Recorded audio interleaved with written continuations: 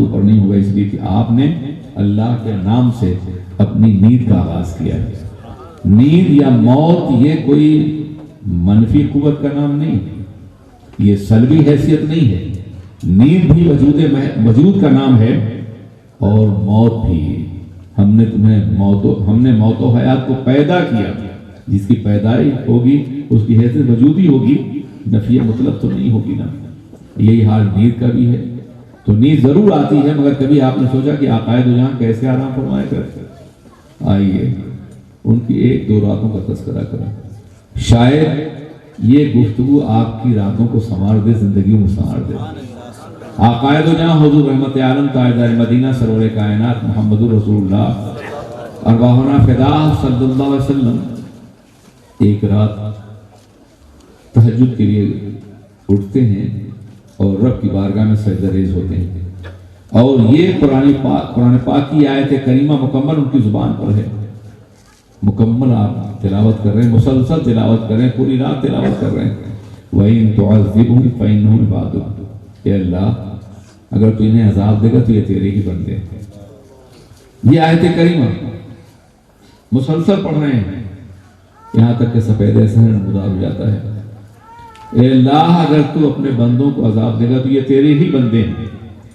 اور جب صبح کا وقت ہوتا ہے تو سر اٹھاتے ہیں، دامن تر ہے، داڑھی بھیگی ہوئی ہے، سجدہ گاہ تر ہے، رات بھر امت مسلمہ کے غم میں روتے رہے اللہ کے رسول، اللہ کیا جہنم اب بھی نہ سرد ہوگا؟ رو رو کے مصطفیٰ نے دریا بہا دیے۔ وَإِن تُعَذِّبْهُمْ فَإِنَّهُمْ عِبَادُكَ، اے اللہ اگر تو انہیں عذاب دے گا تو یہ تیرے ہی بندے ہیں۔ کیا کہنا چاہتے ہیں عقائد و جہاں؟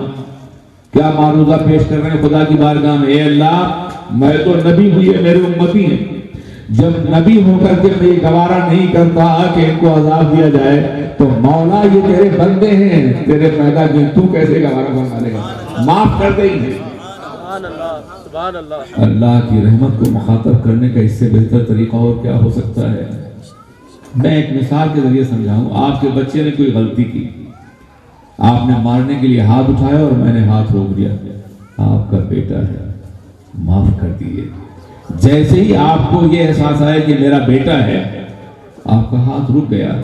اللہ کے رسول فرما رہے ہیں اللہ یہ تیرے بندے ہیں۔ جب بندگی اور ربوبیت کا رشتہ قائم کیا گیا اور واضح فرمایا گیا تو اللہ کی رحمت یقیناً نازل ہوگی اور معاف کر دیا جائے گا۔ کہ اللہ یہ تیرے ہی بندے انہیں معاف کر دے۔ کیا آپ کو بھی کبھی اپنے بارے میں خیال آیا؟ وہ تو معصوم تھے، سید المعصومین تھے، جان عصمت تھے، وقار عصمت تھے، ان کی طرف گناہ کا انتصاب بھی کفر ہے واللہ العظیم۔ وہ معصوم تھے، معصوموں کے سردار تھے، ان کے مقام عصمت پر کوئی فرشتہ پہنچ سکتا ہے اور نہ کوئی نبی پہنچ سکتا ہے۔ اتنے عظیم معصوم تھے، گناہ کا تصور بھی ان کی ذات کے لیے حرام ہی نہیں بلکہ بعض وقت کفر بن جاتا ہے۔ کیوں؟ اس لیے کہ اگر نبی سے خطا ہونی ممکن ہو تو پورا نظام اسلامی مشتبہ ہو جائے گا۔ ممکن ہے قرآن کے نزول میں کوئی خطا ہو گئی ہوگی، قرآن کی روایت میں کوئی خطا ہو گئی، ممکن ہے قانون دینے میں کوئی خطا ہو گئی ہوگی۔ اس لیے انہیں معصوم ماننا یہ صرف عقیدت اور احترام نہیں ہے، ہمارے دین کا ایک ضرور مطالبہ بھی ہے اور ایک عظیم ضرورت بھی ہے۔ وہ تو معصوم تھے مگر پوری رات آپ کے لیے روتے تھے۔ کبھی آپ کو اپنی راتوں کے بارے میں خیال آئے کہ آپ کی پلکوں پہ آنسو ہو اور نمی ہو؟ پلکوں پہ نمی میری تاریخ رشتوں کی، آنکھوں میں لرزتی ہے صرف ان کی شناسائی۔ کبھی آپ نے اپنے اللہ کی یاد میں رات کے کسی حصے میں اللہ کی بارگاہ میں جھک کر کے اپنے لیے اور امت مسلمہ کے لیے دعا کی ہے؟ آج سے بڑھ کر کے دعا کا وقت کب آئے گا؟ یاد رکھیے رجوع اللہ عروج کا ذریعہ ہے، سجدہ رجوع کی علامت ہے، استعارہ ہے۔ اگر خدا کی بارگاہ میں رجوع کریں گے تو عروج یقیناً میسر آئے گا، اور رجوع نہیں تو عروج۔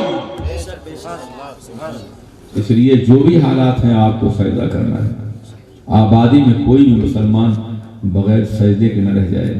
ہماری راتیں ہمیں نجات دیں گی، ہماری راتیں کامیابی کا ذریعہ بنیں گی اگر ہم خدا کی بارگاہ میں جھک جائیں۔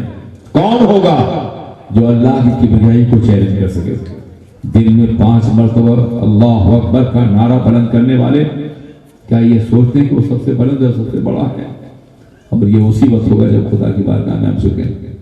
گناہوں سے پرہیز، وہ لوگ جن کی راتیں گناہوں میں گزرتی ہیں، وہ لوگ جو اپنے دامن حیات پر دھبوں کا اضافہ کرتے ہیں رات میں، انہیں کوئی حق نہیں ہے کہ زمانے کا شکست کی شکایت کریں اور زمانہ انہیں معاف۔ جھکنا ہے خدا کی بارگاہ میں، حاضر ہونا ہے خدا کی بارگاہ میں۔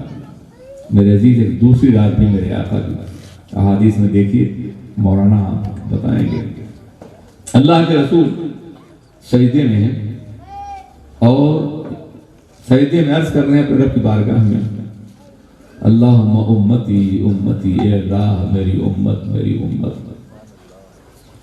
پورا جملہ نہیں، مبتدا ہے اور خبر نہیں ہے، اللہ میری امت میری امت۔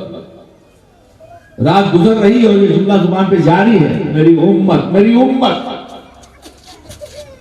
آخر ایسا کیوں ہے؟ میرے آقا نے تو بہت سی دعائیں فرمائی، اللہم اغفر لی امتی، اللہم ارحم علی امتی، رب حب لی امتی۔ کبھی مولانا سوچا آپ نے کہ رب حب لی امتی کتنا حسین جملہ ہے، اے اللہ میری امت مجھے ہبہ فرما دے۔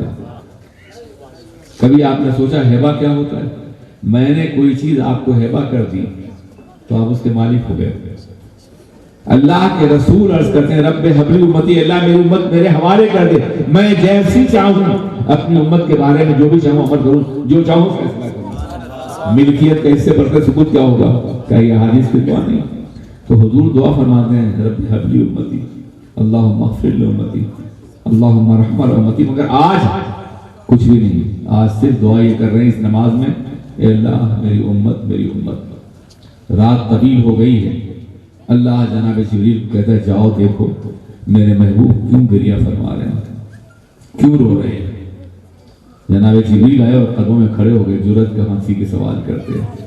یہ وہ بارگاہ ہے جہاں جبریل بھی آتے ہیں تو پر سمیٹے ہوئے آتے ہیں، جہاں ملائکہ بھی اترتے ہیں تو سانس روکے ہوئے اترتے ہیں۔ ادب گاہے زیر آسماں ادب نازک پر نفس دور قدم نہیں آئے جنہیں تو بھائی عزیز نہیں جا۔ جبریل آگے کھڑے ہیں دیکھ رہے ہیں، اللہ امتی امتی، اللہ میری امت میری امت۔ واپس جاتے ہیں، اے اللہ تیرا محبوب اپنی امت کے غم میں رو رہا ہے۔ اللہ فرماتا ہے جاؤ میرے محبوب کو میرا سلام کہہ دو اور یہ کہو کہ میں ان کی امت کا فیصلہ ان کی مرضی کے مطابق کروں گا، یا میں ان کی امت کے سلسلے ان کو ناراض نہیں کروں گا، راضی کروں گا۔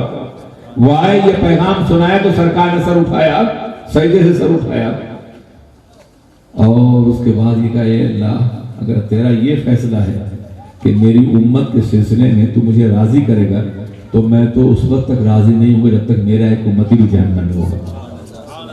خوش ہو گئے ہوں گے آپ، امتی تو ہیں آپ، نماز پڑھیں یا نہ پڑھیں جنتی ہو گئے، روزہ رکھیں نہ رکھیں جنتی ہو گئے، حرام کھاتے رہیں جنتی ہو گئے، عیاشیاں کرتے رہے جنتی ہو گئے۔ نہیں، ایسا نہیں ہے۔ کیا فرمایا ہے میرے آقا نے؟ جب تک میرا ایک امتی بھی جہنم میں ہوگا میں تجھ سے راضی نہیں ہوں۔ کیا نازِ بندگی ہے کہ اپنے رب سے فرما رہے ہیں کہ میں راضی نہیں ہوں گا۔ یہ بندگی کا اعلیٰ ترین مقام ہے۔ جانتے ہو امت کے معنی جماعت کے ہوتے ہیں، امت کے معنی گروہ کے ہوتے ہیں۔ ایک قائد اگر جماعت کا کوئی قائد ہے اور کوئی بغاوت کے جماعت سے نکال دیا جاتا ہے، ہمیں ثابت کرنا ہوگا امتی ہے، واللہ اگر امتی بن گئے تو نجات ہمارا مقدر بھی ہے اور زمان بھی ہے۔ لیکن you have to prove you are ummah of the Prophet صلی اللہ علیہ وسلم۔ آپ کو ثابت کرنا ہے کہ آپ سرور کائنات کے امتی ہیں۔ آپ ذرا سوچیں کیسے امتی؟ نماز رسول پاک کی آنکھوں کی ٹھنڈک ہے، آپ نماز چھوڑتے ہیں، آپ امتی؟ کبھی آپ نے سوچا کہ آقا نے فرمایا ایسا کیا ہے؟ میرے آقا نے فرمایا کہ من ترک الصلاۃ متعمدا فقط برئت منہ ذمۃ اللہ، جس شخص نے نماز کو قصدن چھوڑا اللہ اپنے ذمہ کرم سے اسے نکال دیتا ہے، دنیا کے حوالے کر دے، دنیا جیسے چاہے اس کے ساتھ معاملے کرے، مارے پیٹے قتل کرے، جو بھی چاہے کرے۔ جو اللہ کے دائرے رحمت سے نکل گیا کون اسے بچا سکتا ہے؟ اب آپ ذرا امت مسلمہ کا جائزہ لیجئے، کتنے فیصد افراد ہیں جو نماز پڑھتے ہیں؟ کسی ملک کے قانون سے بغاوت کرنے والے 90% ہو تو ملک نہیں چلے گا۔ اسلام کے ایک مکمل نظام حیات ہے اور بغاوت کرنے والے 90% سے زیادہ ہیں، پھر بھی یہ شکوہ ہے کہ ہماری بڑی مصیبتیں کیوں ٹوٹ رہی ہیں۔ اوروں کو غالب تو کر دیا گیا ہے ہمیں، آپ نے خود یہ راستہ اختیار کیا ہے۔ اب اگر چاہتے ہیں کہ کامیابی میسر آئے تو کوئی اور نہیں بچائے گا سوائے پروردگار عالم کے۔ جھک جائیے خدا کی بارگاہ میں، رجوع کیجیے اللہ کی طرف تاکہ عروج کے مراحل طے ہو سکیں۔ حضرات گرامی، عقائد و جہاں یہ کیوں کہہ رہے تھے اللہم امتی امتی، اے اللہ میری امت میری امت، پورا جملہ کیوں نہیں؟ میں ایک مثال کے ذریعے سمجھاؤں۔ ایک بچہ ہے جو بہت بیمار ہے، ماں بچے کو لے کے ڈاکٹر کے پاس جاتی ہے اور کہتی ڈاکٹر میرا بچہ بیمار ہے، سوتا نہیں ہے، دودھ نہیں پیتا ہے، اسے بخار ہے، اس کے بدن میں درد ہے، ساری بیماریوں کا تذکرہ کرتی ہے۔ لیکن ڈاکٹر اس وقت آ جائے جب بچہ مر رہا ہو تو ماں یہ نہیں کہے گی یہ بیماری وہ بیماری، وہ صرف یہ کہے ڈاکٹر میرا بچہ، یہ ماں کے درد کی انتہا ہے۔ اللہم امتی امتی، اے اللہ میری امت میری امت۔ تو اللہ کے رسول تو رات بھر آپ کو یاد کرتے ہیں اور آپ ان کو ایک دفعہ بھی یاد نہ کریں، خود آپ کو اپنے گناہوں کا خیال نہ آئے۔ کون ایسا ہوگا جو اپنے ضمیر میں جھانک کر کے دیکھے کہ مجھ سے گناہ ہوا ہے یا نہیں ہوا ہے، غلطی ہوئی یا نہیں ہوئی ہے؟ خدا را رات کے قصے میں اپنے رب کی بارگاہ میں سر جھکائیے، اور آج صرف اپنے لیے نہیں پوری امت مسلمہ کے لیے دعا مانگیے کہ اللہ ہمارے بھی گناہ کو معاف کر دے اور امت مسلمہ کے تمام افراد گناہ معاف کر دے۔ ہمیں معلوم ہے کہ ہم پہ جو بھی بیت رہی ہماری بدعمالیوں کا نتیجہ ہے، یہ سزا ہے جو مسلط کی گئی ہے، تیرے علاوہ اس سزا کرانے والا کوئی نہیں ہے۔ یہ آپ کو کرنا ہوگا، خدا کی بارگاہ میں جھکنا ہوگا، رجوع کرنا ہوگا تاکہ آپ اللہ کی رحمت کے مستحق ہو سکیں۔ مگر یہاں تو یہ عالم ہے کہ نمازی غائب ہے، آپ سجدے توبہ کیسے کریں گے خدا کی بارگاہ میں؟ یاد رکھیے توبے کا دروازہ کھلا ہوا ہے، من تابہ تاب اللہ لہ، جو توبہ کرتا ہے اللہ اس کی توبہ قبول کرتا ہے۔ التائب من الذنب کمن لا ذنب لہ، گناہوں سے توبہ کرنے والا ایسا ہے جیسے نے گناہ کیا ہی نہیں ہو۔ توبوا الی اللہ توبۃ نصوحا، خدا کی بارگاہ میں مکمل طور پہ توبہ کرو، دوبارہ گناہوں سے نہ لوٹو۔ اے شرابیو شراب چھوڑ دو، اے جواریو جوا چھوڑ دو، اے بے نمازیو نمازی ہو جاؤ، اے جھوٹ بولنے والوں ترک کر دو جھوٹ کو، اے بندوں کے حقوق پہ ڈاکہ ڈالنے والوں اللہ کے خوف سے ڈرو، اے ماں باپ کی نافرمانی کرنے والوں احترام کا راستہ اختیار کرو، اے دین سے بغاوت کرنے والوں دین کے دائرے میں آ جاؤ، خدا کی حفاظت میں آ جاؤ گے۔ اگر چاہتے ہو کہ آ جاؤ تو آج ہی سے اور ابھی سے فیصلہ کرو کہ تمہیں دین کے دائرے میں رہنا ہے، خود بھی رہنا ہے اور دوسروں کو بھی دین کی دعوت دینی ہے۔ عزیزان ملت اسلامیہ، اگر آپ کی راتیں اس طرح گزریں کبھی اپنے گناہوں کے خیال سے خدا کی بارگاہ میں جھک جائیں، جانتے ہیں کیا ہوگا؟ موتی بنا کے شان کریمی میں چن لیے قطرے جو تھے میرے عرقین فیال کے۔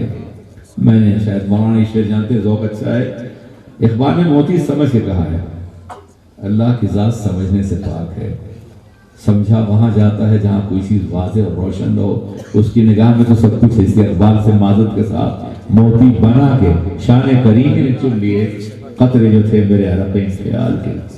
آنسوؤں کے قطرے موتی بن جائیں گے قدرت کی نگاہ میں اگر آپ خدا کی بارگاہ میں جھکتے ہیں، اور جب آپ کے آنسوؤں قطرے موتی بن جائیں تو پھر آپ کو کوئی نہیں رلائے گا۔ آپ خدا کی بارگاہ میں نہیں روئیں گے، دنیا رلائے گی، اور آپ اس کی بارگاہ میں جھک جائیں گے، دنیا رلانے کی ضرورت نہیں کر سکتی۔ کبھی آپ نے سوچا کہ قدرت نے آپ کو مواقع عطا فرمایا، زندگی عطا فرمائی، سر عطا فرمایا اور سجدے کا شعور بخشا، مگر آپ نے سب سے انحراف کیا، اور پھر یہ شکایت ہے کہ ہمارے ساتھ یہ کیوں ہو رہا ہے؟ کاش میرے پاس وقت ہوتا اور میں محسوس کرتا تو میں عالمی حالات میں مسلمانوں کے بارے میں بتاتا کہ کیا ہو رہا ہے۔ ٹھیک ہے، مولانا کے بقول غیر مسلم اسلام قبول کر رہے ہیں بلا شبہ، حالی ہزاروں کوششیں ہو رہی ہیں کہ اسلام کا دائرہ روکا جائے اور پھیل رہا ہے۔ یورپ کی سب سے بڑی پھیلنے والا مذہب صرف اسلام ہے، فاسسٹ گروئنگ ریلیجن ہے اسلام تو یورپ۔ اللہ تعالیٰ آپ کے سجدوں کا محتاج تو نہیں ہے، اگر آپ سجدہ نہیں کریں گے تو آپ کو ہٹا کے اللہ کوئی دوسری قوم لائے گا جو سجدہ کرے گی۔ سجدہ نہ کرنا، عبادت نہ کرنا، یہ آپ اپنے وجود سے بغاوت ہے، اپنے وجود کے اوپر ظلم ہے۔ بارہا ایسا ہوا ہے کہ بغداد ہو یا اسپین ہو یا اور آبادیاں ہو، جہاں اللہ کی عبادت سے انحراف کیا گیا، ہٹا دیے گئے اور دوسری قوم لائی گئی۔ اس لیے آپ کے اپنے وجود کی بقا کے لیے ضروری ہے کہ خدا کی بارگاہ میں جھک جائیے۔ اس کے علاوہ کوئی اور راستہ نہیں ہے، کوئی اور طریقہ نہیں ہے۔ عزیزان ملت اسلام محبت کا مذہب ہے، نفرتوں کا نہیں۔ یقیناً حالات نفرت پر مائل کریں گے، مگر آپ کو محبت ہی پیش کرنا ہے تاکہ اسلامی روح کو دنیا دیکھ سکے اور محسوس کر سکے۔ میرے عزیز ساتھیو، یہ رات آپ نے اس طرح گزاری، پھر اگر اللہ نے توفیق دی تو آپ جاگیں گے بھی۔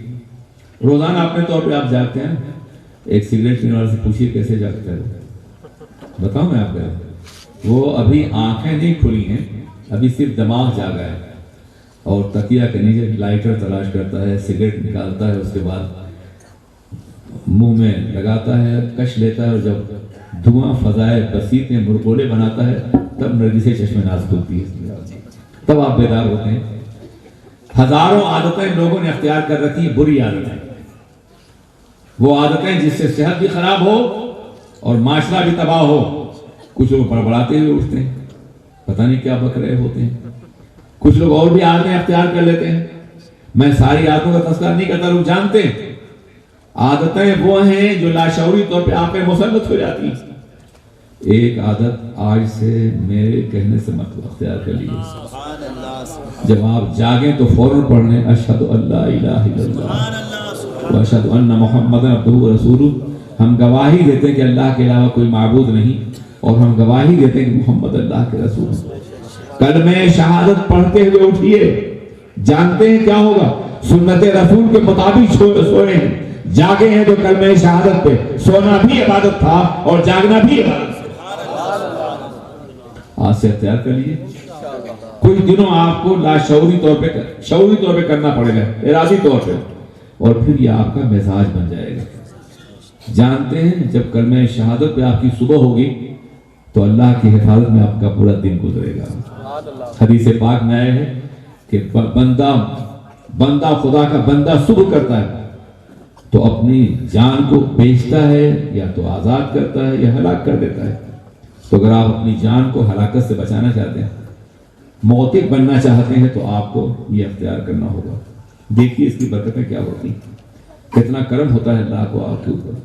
جب آپ نے خدا کا نام لے کے صبح کیا ہے تو کون سی صبح آپ کے لیے اندھیرا بن سکتی ہے، کون سا سورج آپ کے لیے کالا بن سکتا ہے، کون سی صبح ظلم کے لیے بن سکتی ہے۔ میں بہت ہی آسان سنت کے نسخے آپ کے سامنے پیش کروں گا تاکہ آپ اس کے ذریعے سے آج کے حالات کا مقابلہ کر سکیں۔ اٹھیے اور پڑھیے اشہد ان لا الہ الا اللہ واشہد ان محمد عبدہ ورسولہ۔ دنیا میں جو فوائد ہوں گے وہ ہوں گے، لیکن اور فائدہ کیا ہوگا؟ جب قبر میں بندے کو اٹھایا جاتا ہے تو ایسا لگتا ہے جیسے نیند سے اٹھایا جا رہا ہے۔ فرشتے اٹھا رہے ہیں سوال کرنے کے لیے، تمہارا رب کون ہے، تمہارا دین کیا ہے، اور یہ ذات گرامی کون سی ہے۔ مگر اس سے پہلے کہ وہ سوال کریں، آپ کی عادت ہے کلمہ پڑھنے کی، آپ نے پڑھ لیا اشہد ان لا الہ الا اللہ، جواب مل چکا ہے۔ قبر کی پہلی منزل طے ہو گئی اس عادت کی بنیاد پر۔ میرے عزیز ساتھیوں، اور جو کلمہ قبر کے عذاب سے بچا سکتا ہے وہ دنیا کے عذاب سے بچا سکتا ہے۔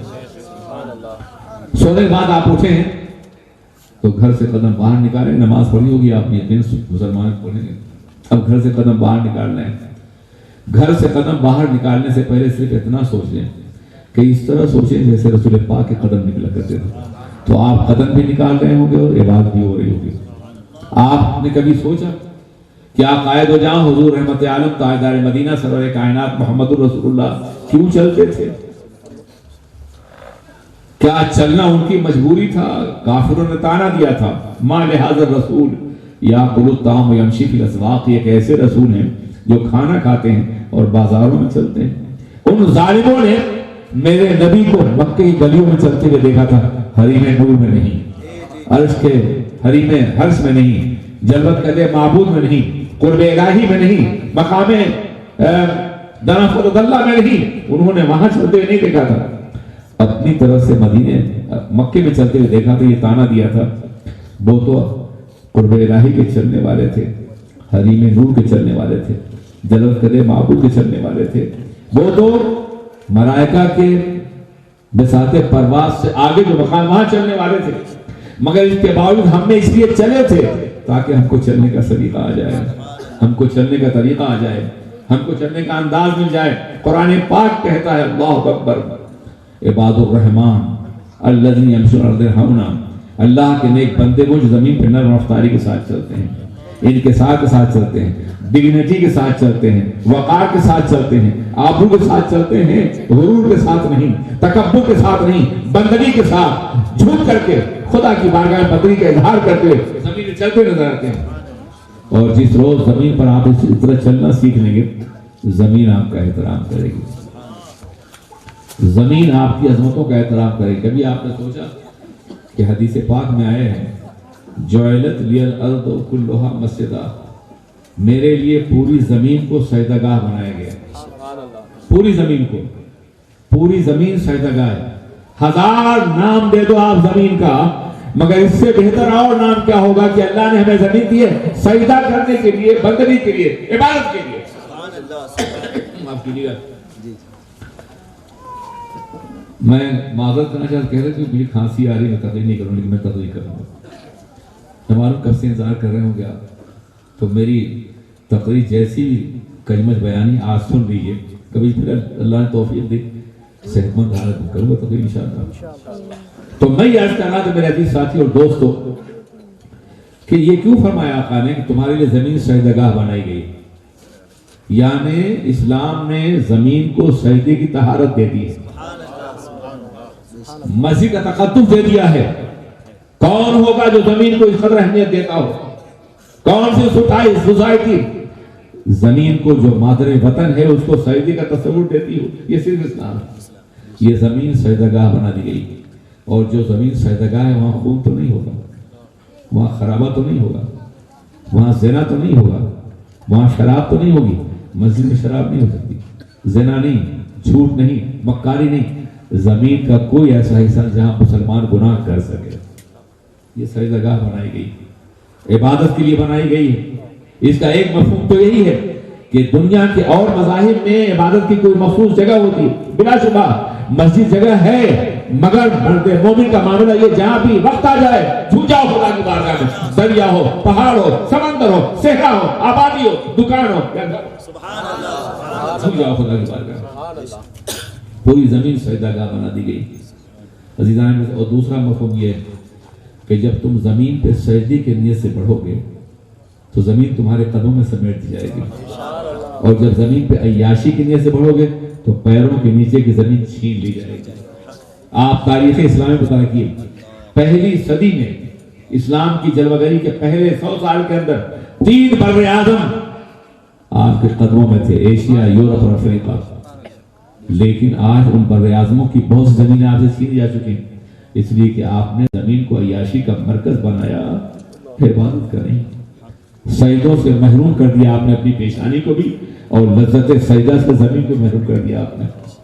اس لیے اس زمانے مسلمان جہاں بھی جاتا تھا سجدہ کرنے کی نیت سے جاتا تھا، آج سجدہ کرنے کی نیت سے آپ انتقال مکانی نہیں کرتے۔ آپ اندازہ فرمائیں، یہ وہ عذاب ہے جو ہم پر مسلط کیا گیا ہے میرے عزیز ساتھیوں۔ اس لیے آپ جب گھر سے قدم باہر نکالیں تو اس ارادے سے نکالیں کہ ہم اللہ کی رضا کے نکال لیں، بسم اللہ وتوکلت علی اللہ یہ کہیں اور گھر سے قدم باہر نکالیں آپ، تو آپ کا ہر قدم عبادت ہوگا، آپ چلیں گے عبادت ہوگی۔ میرے عزیز ساتھیوں، کبھی آپ نے سوچا روزی کا حصول آپ کی زندگی کا بنیادی لازمہ ہے، شریعت کا مطالبہ بھی کہ آپ روزی حاصل کریں۔ خبردار خبردار اپنے کو دوسروں کا دست نگر نہ بنائیں، آپ جوہد مسلسل سے کام لیں، سید پیہم سے کام لیں، یقین محکم، عمل پیہم، محبت فاتح عالم، جہاد زندگانی میں ہی مردوں کی شمشیریں۔ دنیا کے دوسرے مذاہب میں ایک دن رکھا گیا ہے کہ اس روز کوئی کام نہ کرے، عیسائیوں کے اندر، کرسچن کے اندر دیکھیں، اور جیوش کمیونٹی میں دیکھیں، یہودیوں کو ایک دن کا کوئی کام نہیں، مگر اسلام میں کیا ہے جمعہ ہے، جمعے کا احترام کرنا ہے، لیکن جب جمعہ کی اذان دی جائے تو دوڑو اللہ کے گھر کی طرف، اور پھر جب نماز ہو جائے فانتشروا فی الارض وابتغوا من فضل اللہ، تو زمین پھیل جاؤ اور روزی تلاش کرو۔ نماز سے پہلے بھی روزی حاصل کرو، نماز کے بعد بھی روزی حاصل کرو۔ آپ کے ہاں آرام کا کوئی دن مقرر نہیں کیا گیا، مگر یہاں دن تو دن ہے، پوری زندگی آرام سے گزر رہی ہے۔ بدبختی اور شقاوت کا یہ عالم ہے کہ مسلم آبادیوں میں صبح 10 بجے تک آبادی نظر نہیں آتی، رات بھر جاگتے ہیں ظالم، رات بھر جاگتے ہیں، جوا کھیلتے ہیں، گناہ کرتے ہیں، بدکرداریاں کرتے ہیں، غیبت کرتے ہیں، لڑتے ہیں، جھگڑتے ہیں، اور جب صبح ہونے تو سو جاتے ہیں۔ کب بچوں کو تم پڑھاؤ گے، کب انہیں اسکول لے جاؤ گے، کب انہیں تعلیم دلاؤ گے؟ یہ طرز عمل موت کی طرف لے جانے والا طرز عمل ہے، یہ زندگی نہیں۔ ذرا ان لوگوں کو دیکھو جو مہذب سوسائٹی میں رہتے ہیں، کیا ان کی صبح بھی ایسی ہوتی ہیں جیسے تمہاری صبح ہوتی ہیں؟ میں کبھی کبھی مسلم آبادیوں سے گزرتا ہوں تو روتا ہوں، یہ سونے والی قوم جسے بیداری کا پیغام دے کے بھیجا گیا تھا، یہ موت کے قریب جا رہی ہے۔ یاد رکھیے کہ مر جانے والے اور سو جانے والے میں یہ فرق ہوتا ہے کہ مر جانے والے کو جگایا جائے تو نہیں جاگتا، مگر سو جانے والے جگایا جاگ جاتا ہے۔ اگر آپ سوئے ہیں تو قیامتیں جگا رہی ہیں، ٹھوکریں جگا رہی ہیں، زمانہ جگا رہا ہے، جاگ جائیے، اور نہیں تو پھر تاریخ آپ کے محضر نامے پہ موت کا قلم چلا دے گی کہ مر چکی ہے یہ قوم۔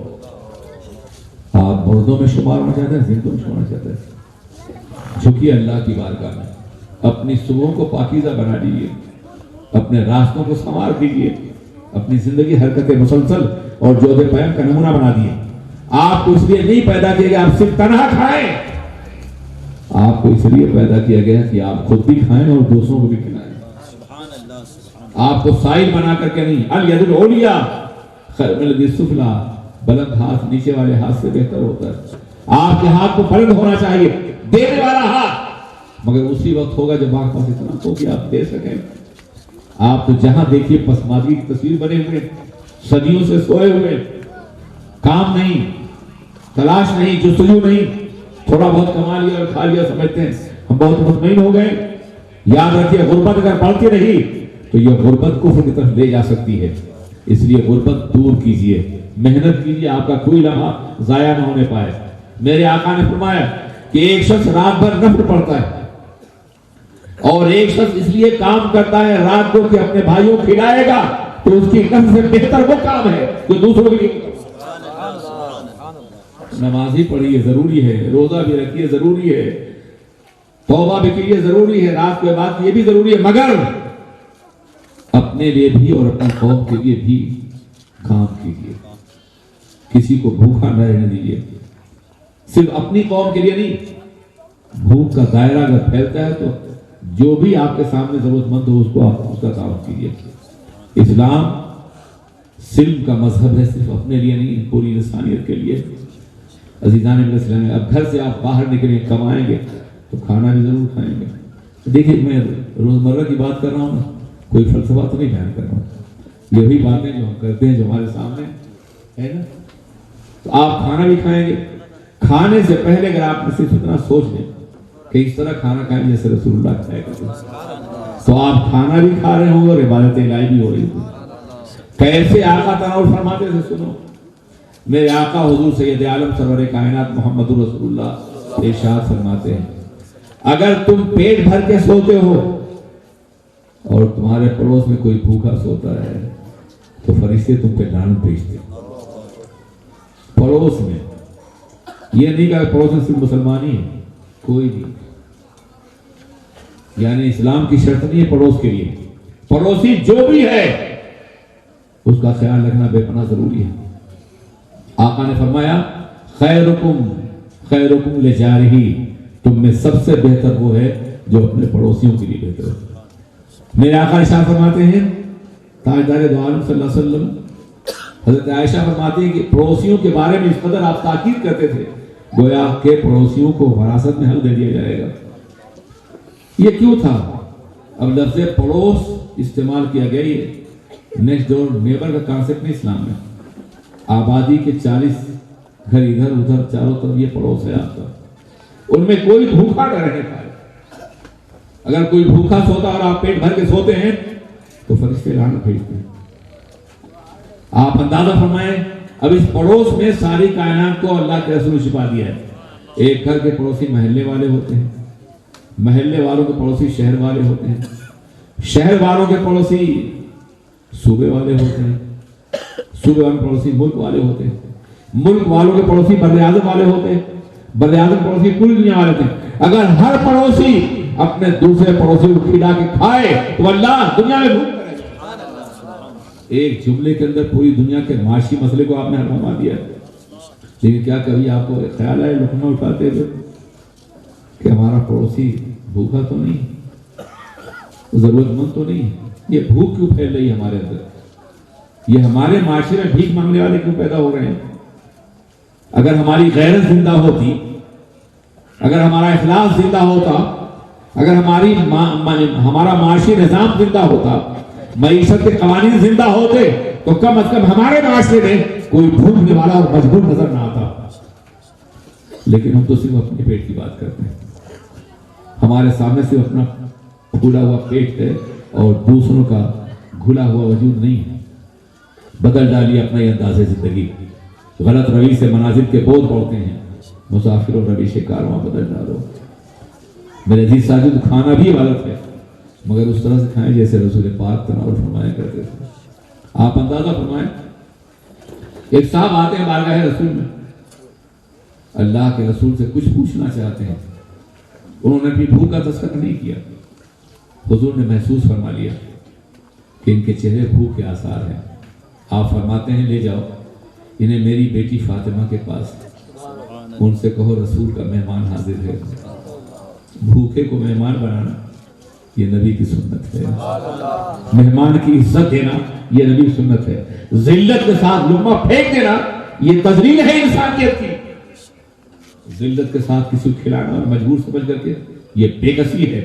بدل ڈالیے اپنا انداز، حضور نے بھوکوں کو مہمان بنایا ہے۔ عزیزان من اسلامیہ، لے جانے والا لے جاتا ہے باب فاطمہ زہرا پر، خاتون جنت کے دروازے پر۔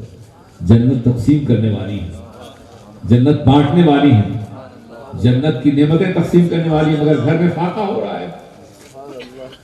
آپ نے گھر کا جائزہ لیا تو گھر میں فاقہ ہے، کچھ بھی نہیں، تو آپ نے اپنی رضائے گھر اتاری۔ جس طرح سے مردوں کے لیے رسول اللہ کی چادر کرم آخری سہارا ہے، عورتوں کے لیے رضائے فاطمہ آخری سہارا ہے۔ مادرانہ اسوہ کامل بطول، مدرہ تسلیم را حاصل بطول۔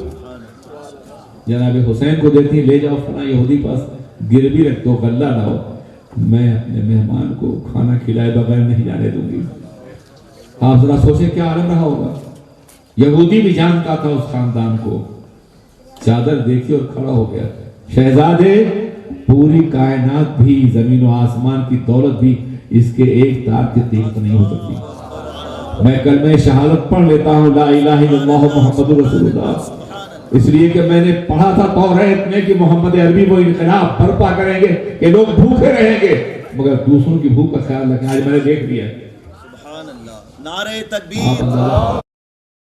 اس طریقے سے پھلانگ کر لوگوں کو تکلیف دیتے ہیں، ان کے بارے میں فرمایا گیا اسلام، نعرہ تکبیر، نعرہ رسالت۔ مولا کائنات علی مرتضیٰ رضی اللہ تعالیٰ کو زخمی کیا گیا ہے، یہ زخم شہادت تک لے جانے والا ہے۔ ایک ایسی ذات جو خود بھی شہید ہے، شہزادگان بھی شہید ہے، پورا خاندان بھی شہید، شہیدوں کا یہ قافلہ، شہیدوں کا خاندان شہید ہو رہے ہیں، زخمی ہیں، زخموں کی وجہ سے آپ بے ہوش ہو گئے۔ جب ہوش آتا ہے تو پانی طلب کرتے ہیں، قاتل گرفتار کر لیا جاتا ہے، کسی اور کا قاتل ہوتا تو قیامت کا انتظار ہو جاتا، مگر مولا کائنات قاتل ہے۔ قریب آتا ہے روز محشر، چھپے کشتوں کا خون کیوں کر، جو چھپ رہے گی زبان خنجر، لہو پکارے گا آستین کا، مگر یہاں آستین پہ لہو ہے اور گرفتار کر لیا گیا ہے۔ مولا کائنات پانی طلب کرتے ہیں، لوگ پانی بجائے شربت پیش کرتے ہیں زخموں کی رعایت سے۔ آپ نے دیکھا کہا سامنے کوئی بیٹھا ہوا ہے، کہا یہ کون ہے؟ کہا حضور یہ قاتل ہے آپ کا، ہم آپ کی چشم ناز کے منتظر تھے کہ کھلے تو پوچھیں فیصلہ کیا ہے اس کے بارے میں۔ تو آپ نے فرمایا کہ تم مجھے پانی پیش کر رہے ہو، میرے قاتل کو تم نہیں پیش کیا؟ اللہ کیا تم سمجھتے ہو کہ صرف مقتول پیاسا ہوتا ہے؟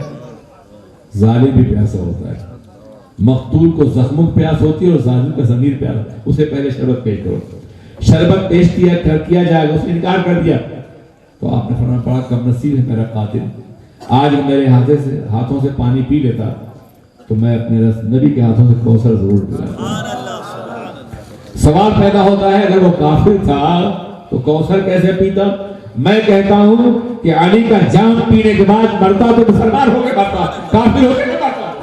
سبحان اللہ سبحان اللہ۔ جس پیغمبر کے دیوانے اور صحابی اپنے قاتل کی پیاس نہ دیکھ سکتے ہوں، اس پیغمبر کے ماننے والے اپنے بھائیوں کو پیاسا اور بھوکا دیکھ رہے ہیں اور چپ ہیں، معاشرہ کب تبدیل ہوگا؟ کب آپ کے اندر انسانیت جاگے گی؟ وہ انسانیت جو پیغمبر نے آپ کو عطا فرمائی ہے، دلیل عظمت انسانیت ہے۔ محمد مصطفیٰ انسان کامل۔ اجازت ہو تو شاہ پیش کر دوں، میرے پہلو میں ہے ٹوٹا ہوا دل۔ ہم اسی لیے حاضر ہیں کہ ان کے پہلو میں اپنے پہلو کا دل ان کے قدموں میں پیش کر سکیں۔ میرے بھی ساتھیوں، یہی وجہ ہے کہ اسلام نے ارکان اربعہ کو بھی عبادت قرار دیا ہے اور ہزاروں اعمال کو عبادت قرار دیا ہے۔ غریب کو سہارا دینا عبادت ہے، مریض کی عیادت کرنا عبادت ہے، کمزور کا تعاون کرنا عبادت ہے، جنازے کا ساتھ دینا عبادت ہے، کسی ننگے کو کپڑا پہنانا عبادت ہے، کسی بھوکے کو کھانا کھلانا عبادت ہے۔ عبادت کی یہ سارے گوشے ہیں، اور کبھی کبھی یہ عبادت اس عبادت سے بڑھ جاتی ہے۔ میرے عزیز ساتھیوں، ذرا سوچئے آقائے دو جہاں کا عمل کیسا تھا؟ حضور سید عالم سرور کائنات محمد رسول اللہ اور واہنا فدا صلی اللہ علیہ وسلم، اللہ اکبر، آپ کی محفل میں نوجوان آ کے بیٹھا کرتے تھے جو مسلمان نہیں تھے، یہودی تھے، کئی روز سے نہیں آئے ہیں۔ حضور نے پوچھا وہ کیوں نہیں آئے ہیں؟ ان کا یا رسول اللہ وہ بہت بیمار ہے، شاید انتقال کر گئے ہوں گے۔ تو آپ نے فرمایا چلو میں ان کی عیادت کے لیے چلتا ہوں۔ سبحان اللہ۔ سرکار کھڑے ہوئے، صحابہ کرام کھڑے ہو گئے، سرکار چلے تو صحابہ کرام بھی چلے، مرکز عالم حرکت میں آ گیا تو عالم حرکت میں، صحابہ کی جماعت کے ساتھ اللہ کے رسول یہودی کے دروازے پہنچتے ہیں اور قدم رکھتے ہیں تو وہ اٹھنا چاہتے ہیں مگر گر جاتے ہیں۔ تو آپ نے اشارے سے کہا سوئے رہو، قیام زندوں کے لیے ضروری ہے، مردوں کے لیے ضروری نہیں ہے۔ اور اس کے بعد قریب جاتے ہیں اور وحی پاک سننے والے کان ہونٹوں سے لگا دیتے ہیں، کوئی ضرورت ہے یا رسول اللہ؟ کئی بار میں اس خیال سے حاضر ہوا تھا کہ آپ کا کلمہ پڑھوں، لیکن کچھ ماحول کا خوف تھا، کچھ معاشرے کا، کچھ نقصانات کا، میں کلمہ نہ پڑھ سکا تھا۔ آج اگر میں آپ کا کلمہ پڑھ لوں تو کیا میرا پروردگار میرے گناہوں کو معاف فرما دے گا؟ آقائے دو جہاں کہا ہاں، تم میرا کلمہ پڑھ لو، کل جہنم کے دیکھتے ہوئے شوروں سے کھینچنے والا میرے قارون کا ہاتھ نہیں، خود میرا درس نبوت ہوگا۔ اس کا یا رسول اللہ قدم ناز بڑھائیے، قدموں کو بوسہ دے کر نہ پڑھوں گا، ہاتھوں میں دم نہیں ہے مگر ہونٹوں میں دم تو ہے، گو ہاتھ میں جنبش نہیں، آنکھوں میں دم ہے، رہنے تو ابھی صابر و مینا میرے آگے۔ کہا حضور قدم ناز بڑھائے، حضور نے قدم ناز بڑھایا، ہونٹوں کو چوما، چہرے پاک کو دیکھا اور روح قبضے میں تھوڑی سی پرواز کر گئی۔ جان ہی دے دی جگر نے، آج پائے یار پر زندگی کی بے قراری وہ قرار آ ہی گیا۔ میرے عزیز ساتھیوں، مریض کی عیادت کرنا بھی عبادت ہے اور جنازے کا ساتھ دینا بھی عبادت ہے۔ میرے عزیز ساتھیوں ذرا سوچو، کل اس کا جنازہ اٹھتا تو کفر کاموں پہ، آج اٹھ رہا ہے تو جان ایمان کاموں پہ، جن کے قدموں سے لپٹ جانا حیات ابدی ہے، وہ حیات سرمدی ہے۔ مریض کی عادت کرنا عبادت ہے۔ آپ ذرا سوچئے، ایک نوجوان اور بھی ہے جو کئی روز سے محفل میں حاضر نہیں ہوا ہے، آپ نے پوچھا کہا حضور وہ بہت بیمار ہے، چلو چلتے ہیں۔